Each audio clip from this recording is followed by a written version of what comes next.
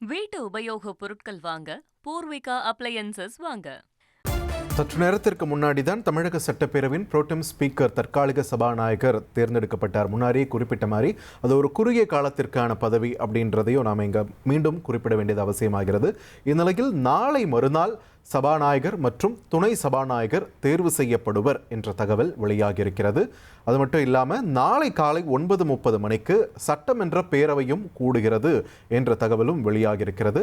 நாளைக்கு சட்டமன்ற பேரவை கூடின உடனே புதிதாக தேர்வு செய்யப்பட்டிருக்கக்கூடிய எம்எல்ஏக்கள் பதவி பிரமாணம் எடுத்துக்கொள்வர். அதற்கேற்றாற் போல தான் புரோட்டெம் ஸ்பீக்கரும் அங்கே பணியை ஆற்ற இருக்கிறார்.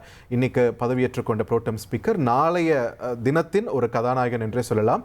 அவர்தான் அங்கே புதிதாக தேர்ந்தெடுக்கப்பட்டிருக்கக்கூடிய எம்எல்ஏக்கள் அனைவருக்கும் பதவி பிரமாணம் செய்து வைக்க உள்ளார்.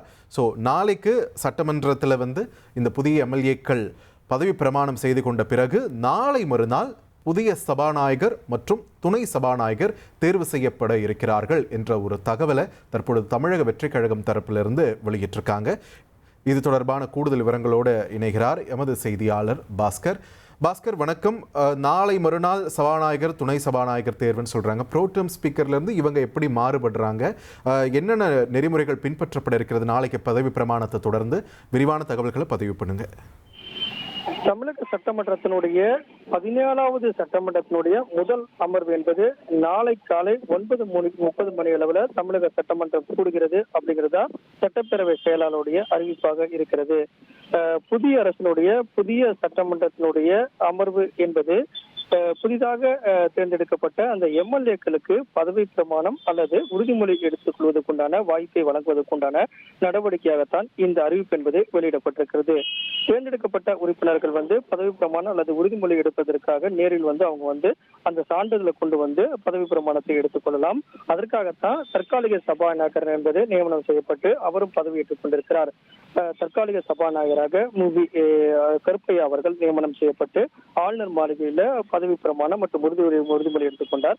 நாளை தமிழக சட்டமன்றத்தினுடைய தற்காலிக சபாநாயகர் கருப்பையா அவருடைய தலைமையில தான் 9:30 மணிக்கு தமிழக சட்டப்பேரவை என்பது கூடும். அந்த தமிழக சட்டப்பேரவையுடைய கூட்டத்தொடருடைய முதல் நாள்ல எம்எல்ஏக்கள் எல்லாம் பதவியேற்றுக் கொள்வார்கள். பதவியேற்றுக் கொண்ட எம்எல்ஏக்கள் எல்லாம் இந்த சான்றிதழ் அவங்க வெற்றி பெற்றதற்கான சான்றிதழ் கொண்டு அவங்க உறுதிமொழி எடுத்துக்கொள்வாங்க, பதவி பிரமாணம் எடுத்துக்கொள்வாங்க.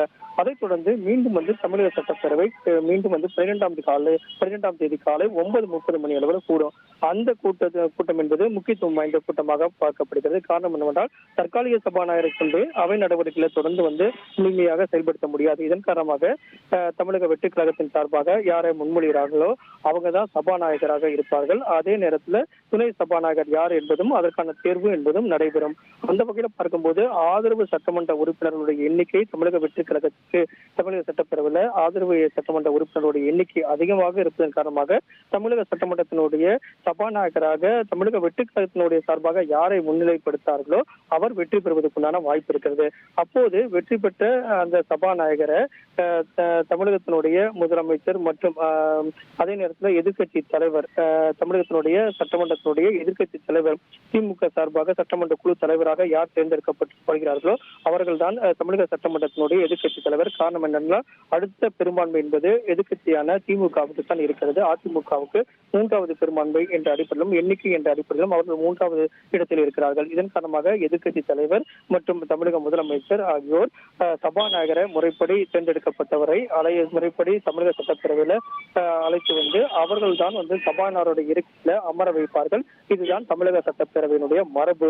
அந்த வகையில சபாநாயகர் யார் போட்டியின்றி தேர்ந்தெடுக்கப்படுகிறார் அப்படிங்கிற நடவடிக்கையும் மரபுப்படி சபாநாயகருடைய இருக்கையில எதிர்கட்சி தலைவர் மற்றும் தமிழக முதலமைச்சர் அவர் அழைத்து அவை நடவடிக்கையில அவர் தொடர்ந்து செயல்படுத்துவதற்குண்டான வாய்ப்பை வழங்குவதற்குண்டான தேர்ந்தெடுக்கப்பட்ட சபாநாயகரை அமர்வு வைத்து அதன் அடிப்படையில் தமிழக அரசின் சார்பில் அதாவது தமிழக முதலமைச்சர்களுடைய அரசின் மீதான பெரும்பான்மை நிரூபிக்கக்கூடிய வாய்ப்பும் அந்த சபாநாயகருக்கே வழங்கப்படும். அந்த வகையில் பார்க்கும்போது 12ஆம் தேதி முக்கியத்துவம் வாய்ந்த நாளாக பார்க்கப்படுகிறது. சபாநாயகர் யார் தேர்ந்தெடுக்கப்படுகிறார்கள், துணை சபாநாயகர் யார் தேர்ந்தெடுக்கப்படுகிறார்கள், அரசின் மீது நம்பிக்கை கோரும் தீர்மானத்தில் வெற்றி பெறுவதற்குண்டான ஆதரவு சட்டமன்ற உறுப்பினர்களுடைய எண்ணிக்கை எவ்வளவு இருக்கிறது என்பதெல்லாம் அன்றைய தினம் தெரிய வரும்.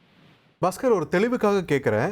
இப்போ தேர்ந்தெடுக்கப்பட்டிருக்கக்கூடிய புரோட்டம் ஸ்பீக்கர் திரு கருப்பையா அவர்களுடைய பணி நாளைக்கு பதவி பிரமாணம் புதிய எம்எல்ஏக்களுக்கு செய்து வைக்கிறது மட்டும்தானா? அப்போ நம்பிக்கை வாக்கெடுப்பு அப்படின்றது புதிதாக தேர்ந்தெடுக்கப்படக்கூடிய சபாநாயகர் தான் நடத்த போறாரா?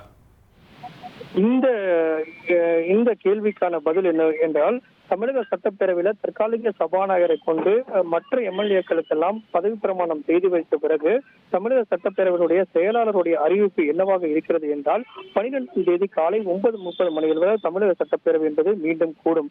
காரணம் என்னவென்றால், புதிய சபாநாயகர் மற்றும் துணை சபாநாயகருடைய தேர்வு நடைபெறும் அப்படிங்கிறது தான் சட்டப்பேரவையுடைய செயலாளருடைய அறிவிப்பாக இருக்கிறது. இதன் காரணமாக தமிழக சட்டமன்றத்தில் நாளை பெரும்பான்மை நிரூபிப்பதற்குண்டான வாய்ப்புகளாக அறிவிப்பாக எதுவும் வெளியிடப்படவில்லை. இதன் காரணமாக தமிழக சட்டமன்ற சபாநாயகர் மற்றும் துணை சபாநாயகர் தேர்தல் 2026 மே மாதம் 12ஆம் தேதி செவ்வாய்க்கிழமை 9:30 மணி அளவில் நடைபெறும் என்று அதிகாரப்பூர்வமாக அறிவிக்கப்பட்டிருக்கிறது.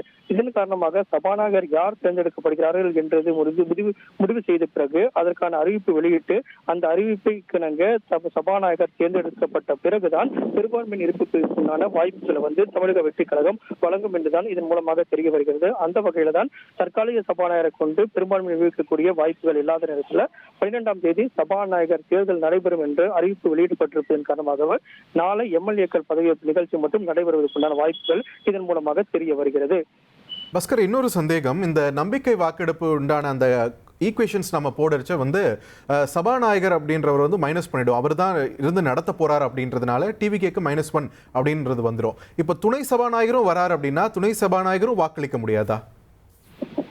சட்டமன்றத்துல துணை சபாநாயகர் வாக்களிக்கலாம். அதே நேரத்துல சபாநாயகருடைய வாக்களிப்பு என்பது அதாவது ஒரு மசோதாக்கள் இரண்டு, அதாவது எதிர்கட்சி ஆளும் கட்சி என்ற அடிப்படையில ஒரு மசோதா மீதான விவாதம் நடைபெற்று அந்த மசோதாவின் மீதான முடிவுகளை எடுப்பதற்கு இரண்டு தரப்பிலும் எண்ணிக்கை என்பது ஈக்குவலாக இருக்கிறது என்ற அடிப்படையில சபாநாயகர் தன்னுடைய வாக்கை செலுத்துவார். அந்த வகையில் தான் சபாநாயகருடைய வாக்கு என்பது முக்கியத்துவம் வாய்ந்ததாக கருதப்படுகிறது. இல்லை என்றால் சபாநாயகருடைய எண்ணிக்கை இல்லாமல் மற்ற சட்டமன்ற உறுப்பினருடைய ஆதரவு மற்றும் எதிர்ப்பு என்ற அடிப்படையில தான் அவையில பெரும்பான்மை என்பது எடுத்துக் கொள்ளப்படும். அந்த வகையில பார்க்கும்போது தமிழக சட்டமன்றத்துல அவை நடவடிக்கையில அன்றைய தினம் எத்தனை சட்டமன்ற உறுப்பினர்கள் பங்கேற்கிறார்களோ அந்த சட்டமன்ற உறுப்பினர்களுக்கு 50% மேலாக ஒருவர் இருக்கும் பட்சத்துல ஆதரவு என்ற அடிப்படையில பெரும்பான்மை நிரூபிக்கப்படும். குறிப்பாக தமிழக சட்டமன்றத்துல 12ஆம் தேதி ஒரு 200 சட்டமன்ற உறுப்பினர்கள் மொத்தமாக தமிழக வெற்றிக் கழகம், எதிர்கட்சி, அதே போல அதிமுக, மற்ற சட்டமன்ற உறுப்பினர்கள் இவர்கள் எல்லாம் பங்கேற்கும் பட்சத்துல 200 சட்டமன்ற உறுப்பினர்கள் பங்கேற்றிருந்தால் அதன் அடிப்படையில் பார்க்கும்போது 100 சட்டமன்ற உறுப்பினர்கள் +1 என்ற 101 சட்டமன்ற உறுப்பினருடைய ஆதரவு இருந்தால் பெரும்பான்மை நிரூபிக்கப்படும் அப்படிங்கிறதா இதன் மூலமாக தெரிய வருகிறது. 12ஆம் தேதி தமிழக சட்டப்பேரவையில தமிழக முதலமைச்சர் விஜய் அவர்கள் மீதான அரசுக்கான பெரும்பான்மை நிரூபிக்கப்படுவதற்குண்டான வாய்ப்புகள் சட்டப்பேரவையில விவாதிக்கப்படும் போது தமிழக முதலமைச்சர் பெரும்பான்மைக்கான வாய்ப்புகள், அதே நேரத்தில் பெரும்பான்மையை ஏன் கோரப்படுகிறது, அரசு மீதான நம்பிக்கை கோரும் தீர்மானமாக முன்வைத்து நாங்கள் என்னென்னலாம் திட்டம் வைத்திருக்கிறோம், தேர்தல் வாக்குறுதிகள் என்ன, நாங்கள் செயல்படுத்தக்கூடிய திட்டங்கள் எவ்வாறு இருக்கும், இதன் அடிப்படையில் நான் தேர்ந்தெடுக்கப்பட்டேன், அந்த தேர்ந்தெடுக்கப்பட்டதுக்குண்டான நடவடிக்கைகளை எப்படி ஈடுபட போகிறேன், அரசுக்கு நீங்கள் எவ்வளவு ஆதரவு தர வேண்டும் அப்படிங்கிற கோரிக்கை நான் முன்வைக்கும் பட்சத்தில் எதிர்கட்சிகள் மற்றும் எதிர்கட்சியினுடைய ஆதரவு சட்டமன்ற உறுப்பினர்கள் தற்போது தமிழக வெற்றி கழக தலைவரும் முதலமைச்சருமான விஜய்க்கு ஆதரவு கடிதத்தை எல்லாம் கொடுத்திருக்கிறார்கள். இதன் அடிப்படையில் பார்க்கும்போது தமிழக சட்டமன்றத்தில் எண்ணிக்கையின் அடிப்படையில் பார்க்கும்போது 120 சட்டமன்ற உறுப்பினருடைய ஆதரவு ஏற்கனவே தமிழக முதலமைச்சருக்கு ஆதரவாக இருக்கக்கூடிய கடிதத்தும் கொடுக்கப்பட்டிருக்கிறது. இதே நடவடிக்கைகள் பெரும்பான்மை நிரூபிக்கக்கூடிய நடவடிக்கை ஈடுபட்டால் 120க்கு மேலாக அவையில ஆதரவு இருக்கப்படும் பட்சத்திலும் சரி, அவையில இருக்கக்கூடிய எண்ணிக்கையின் அடிப்படையிலும் ஆதரவு இருக்கப்படும் பட்சத்தில் பெரும்பான்மை விதிக்கப்படும். இதன் மூலமாக தமிழக முதலமைச்சர் விஜய் தலைமையிலான அரசு என்பது தொடரும் அப்படிங்கிறதா இதன் மூலமாக தெரிய வருகிறது. ஆதரவு சட்டமன்ற உறுப்பினருடைய எண்ணிக்கை அதிகமாகவே இருக்கிறது அப்படிங்கிறது நம்மளுக்கு முன்கூட்டியே தெரிய வருகிறது எண்ணிக்கையின் அடிப்படையில். ரைட், நன்றி பாஸ்கர் உங்களுடைய விரிவான தகவல்களுக்கு.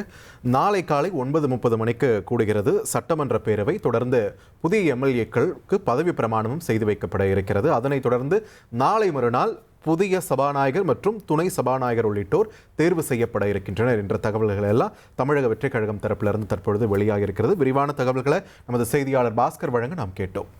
வீட்டு உபயோக பொருட்கள் வாங்க பூர்விகா அப்ளையன்சஸ் வாங்க.